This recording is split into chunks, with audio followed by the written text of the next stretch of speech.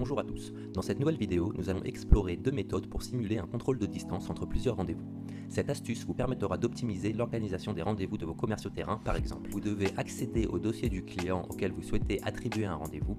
Ensuite, rendez-vous dans l'agenda Rendez-vous commercial et sélectionnez la date souhaitée.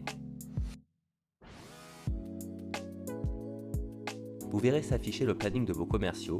À gauche, vous trouvez le planning d'Alain et à droite celui de Laurent.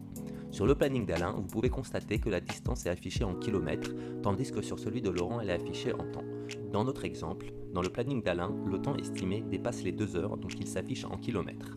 Sur le planning de Laurent, vous pouvez voir qu'il est à 1h25 du rendez-vous de 10h et à 59 minutes du rendez-vous de midi.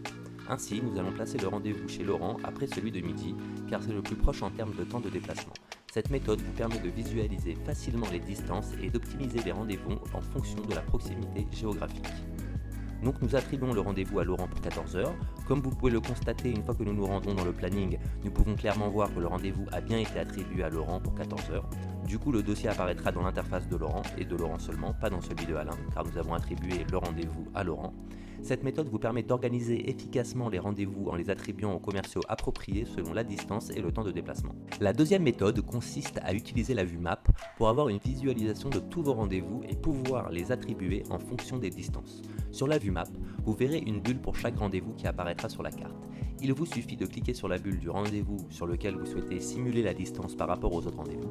Une fois que vous avez cliqué sur la bulle, cliquez sur l'icône correspondante et vous verrez le rendez-vous se placer à gauche de votre écran avec la mention source, car c'est sur ce rendez-vous-là que vous souhaitez simuler les distances.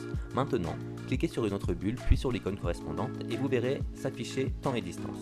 Donc là, dans notre exemple, la distance est de 56,4 km et le temps de trajet est de 59 minutes. Cliquez sur un autre rendez-vous et vous verrez s'afficher la distance. Donc là, 128 km et le temps de trajet 1h25. Vous pouvez également filtrer votre carte en fonction du statut, de la date de rendez-vous ou tout autre critère que vous déterminerez. Cette méthode vous permet d'avoir une vue d'ensemble de vos rendez-vous sur une carte et de prendre des décisions éclairées en fonction des distances des trajets. Merci d'avoir suivi cette vidéo sur la simulation de distance dans Bitool pour optimiser vos rendez-vous commerciaux. Nous espérons que les deux méthodes que nous avons présentées vous seront utiles dans votre activité professionnelle. Si vous avez des questions ou des commentaires, n'hésitez pas à les partager dans la section des commentaires ci-dessous. Ne manquez pas nos prochaines vidéos pour d'autres conseils et astuces sur l'utilisation de Bitool. À bientôt.